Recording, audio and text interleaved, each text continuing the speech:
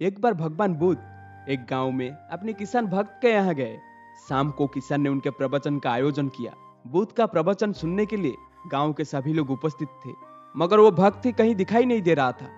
गांव के लोगों में कानाफूसी होने लगी कि कैसा भक्त है कि प्रवचन के आयोजन करके स्वयं गायब हो गया। प्रवचन खत्म होने के बाद सब लोग घर चले गए। रात में किसान घर लौटा। बुद्ध ने पूछा, कहाँ चले गए थे? गांव के सभी लोग तुम्हारे बारे में पूछ रहे थे। किसान ने कहा, दरअसल प्रवचन की सारी व्यवस्था हो गई थी, पर तभी अचानक मेरी बैल बीमार हो गया।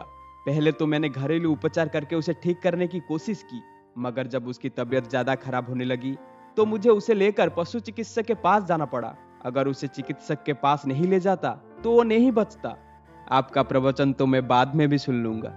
अगले दिन सुबह जब गांव वाले पुनः बुद्ध के पास आए तो उन्होंने किसान की शिकायत करते हुए कहा, यह तो आपका भक्त होने का दिखावा करता है, प्रवचन का आयोजन कर स्वयं ही गायब हो जाता है।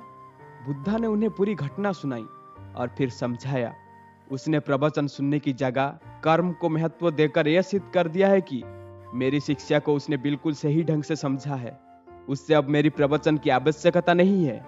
मैं यही तो समझाता हूँ कि अपनी विवेक और बुद्धि से सोचे कि कौन सा काम पहले किया जाना जरूरी है। यदि किसान बीमार बैल को छोड़कर मेरा प्रवचन सुनने को प्राथमिकता देता तो बैल का प्राण निकल जाते। उसके बाद मेरा प्रवचन देना ही व्यर्थ हो जाता।